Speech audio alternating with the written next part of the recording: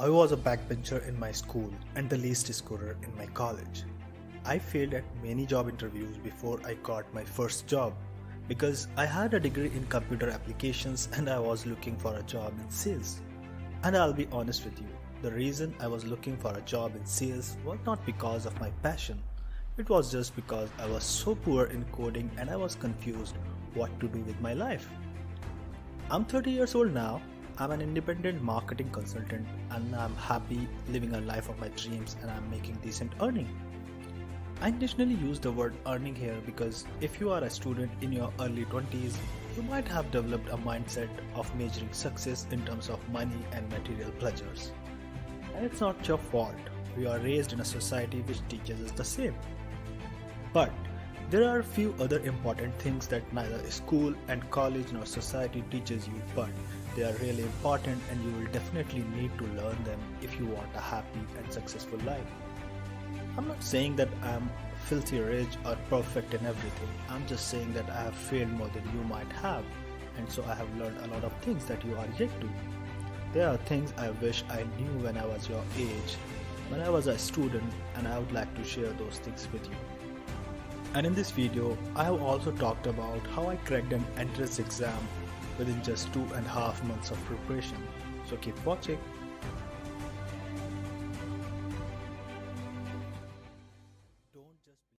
Don't just believe whatever you are told.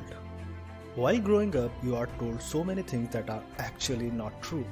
When you grow up from your search and experience, you realize that most of what we have been told is full of lies used to fuel the matrix system. You are made to believe that you will be successful if you make a good living. You develop a mindset that the ultimate purpose of life to have good grades, test marks, GPAs, and then to have a highly paid job. You are programmed to focus on money and marks rather than skills. You are trained to become something that you are not. And the truth is, if you choose a life based on opinions of others, you will never find the true purpose of your life. You will be a programmed human living someone else's life, doing what others wanted you to do, and that's how you will be screwed at the end. Because you listen to others instead of listening to your heart and listening to your instincts. Everyone will have their opinion, your friends, your colleagues, your parents, relatives. But how you feel is the most important thing. Keep reminding this to yourself every day. Instead of listening to others, ask yourself what kind of life you want after 10 years or 20 years from now. There are so many people I know who have a successful career and earn a great income, but still they are not satisfied with their life because they feel lack of purpose, meaning and fulfillment. And if you look around, I'm sure you will too find people facing this. There are benchmarks set by society where you are expected to get a well-stable job before 30. You are expected to get married by 30. You are expected to get your degree before 25. But it's completely okay if nothing happens to you on the so-called defined timelines by others. Don't let anyone live your life according to their set deadlines. Focus on creating meaningful, purposeful, fulfilling life for yourself. Don't just follow the crowd. Don't just choose a path for your career because most of the people are choosing it. You are not a programmed robot to behave like others. Don't be afraid of choosing a different path just because others might think of it as a foolish idea. Don't be afraid of opinions of others. Have the courage to choose a course that you love. Dare to choose the road less traveled even if it seems difficult to you. Even if you fail, you will learn far valuable things that will ultimately help you to find your purpose. Make decisions based on love, not on fears. Always look for acquiring new skills instead of just running after the money. Money is just a byproduct of doing what you love. Always remember your only competition is you. Our society and system teaches us to compete with others at every phase of life, in school, college, corporate. But once you start looking at yourself instead of looking at others' achievement, you will be able to live a happier and productive life. Yes, many of your friends will get a job before you.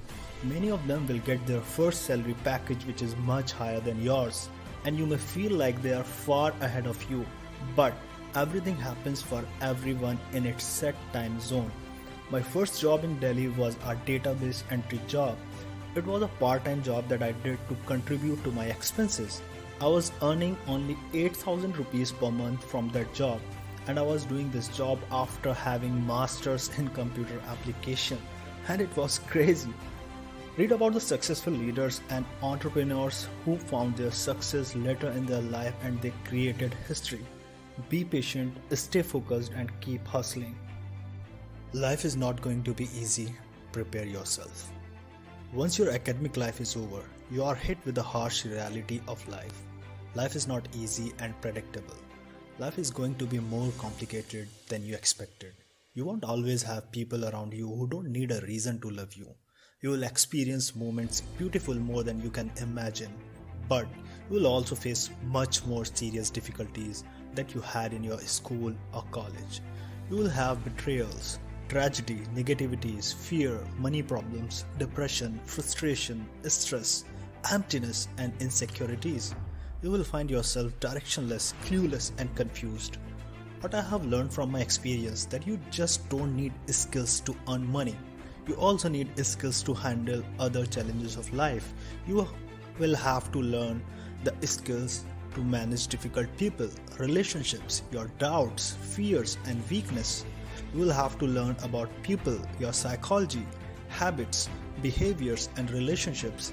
The best way to do is to read books. Learn as much as you can. Always plan and strategize. Develop a habit of doing smart work. After passing 12th class, I had to drop for 1 year because I could not get selected in engineering. In the drop year, I studied really hard for engineering, but I got rejected again. And I still remember that I was so stressed and worried about my rejection. I remember the burden of feeling that kept saying to me, I'm a failure and what will happen to my life and all that shit. But when I passed my graduation in IT, I realized that I had only 2.5 months left for the entrance exam of Masters in Computer Application. I did not study well in graduation as I already told you that I was a backbencher and the least scorer in class. So basically, I was left with 3 options. First, to just give up and to do not even try by thinking that nothing good could be achieved in such a small time. Second, to work so hard and try to study as much as I can. The problem with the second option was that even if I would study for 24 hours a day, I would not be able to cover the entire course, and practically it was not possible to cover the syllabus of 3 years in 2.5 months. So the probability of selection was almost zero in that case too. And the third and last option was to study with strategy and make a plan to get selected in the entrance exam. So I chose the last one. Here is what I did. After doing some research and meeting with some of my seniors who were in master's program, I got to know that on an average the cutoff goes between 35% to 40%. The question paper would contain 100 questions from different subjects and all I had to do was to get 35% marks in that exam to get selected.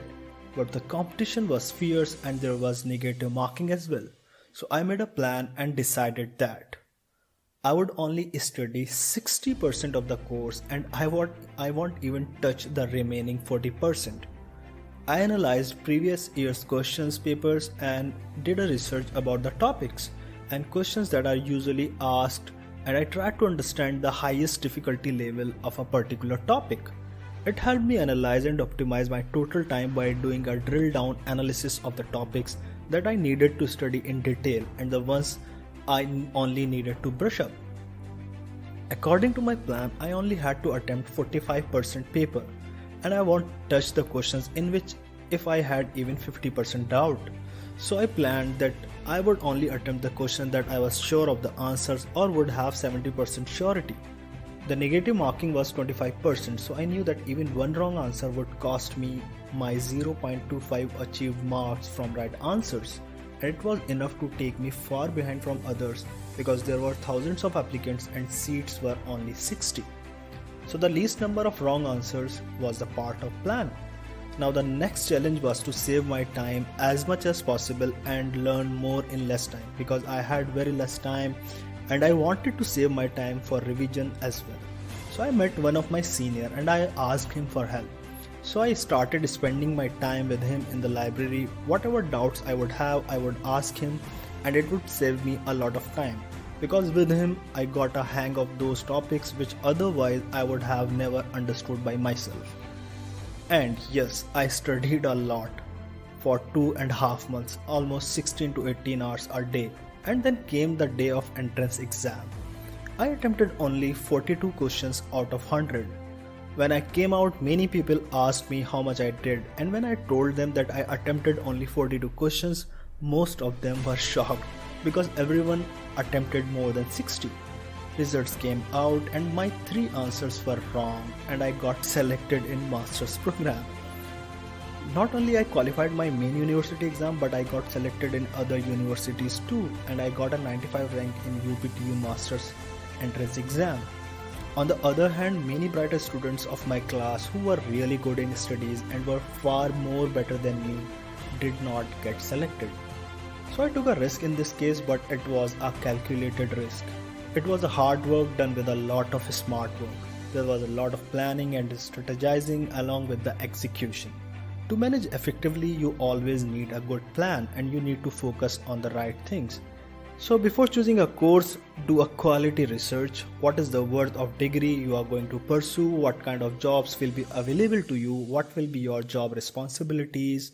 What kind of lifestyle will you have? Will you be able to find a satisfactory job, or you will be just another fish in the ocean? Ask such questions to yourself.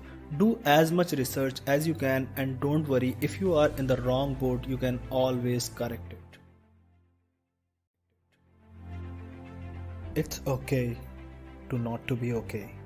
In your childhood, whenever you cried, you were asked to be quiet immediately, like it's not right thing to do, and slowly you start developing a sense that crying is not okay, and you start believing that it's shameful. And when you laugh louder, you are told, hey, behave yourself or something like that. When you are confused about something, you might have been pointed as a confused person, like being confused is some sort of a sin or shame. You stop yourself in finding comfort in uncomfortable situations. Whether you want to be an entrepreneur or a salesperson or a marketing person or just to excel in any other field, you will have to learn to find comfort in the uncomfortable situations of life. With all the nonsense that we grow up with, we are programmed to be a person who is far away from the understanding of himself or herself. We stop expressing ourselves and we stop understanding ourselves. Being rejected is completely okay. It's okay to fail. It's okay to feel lost. It's okay to feel sad. It's okay to cry. It's okay to feel confused. And it's just okay. You have to go through so many experiences to learn how to be successful. Having good grades is fine, but if you don't get the good grades you wanted, who cares?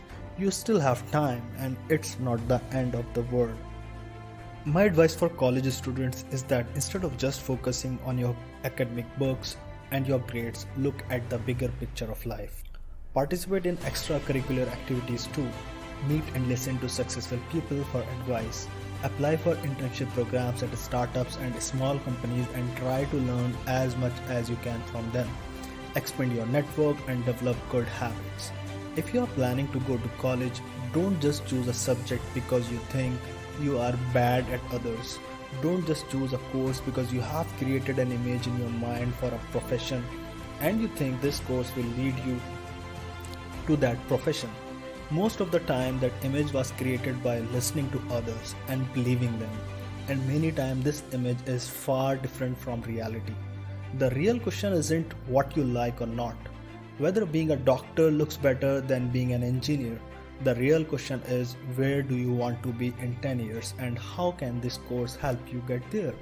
But if you didn't get the answer to this, don't worry. It takes years to find out the actual purpose of your life.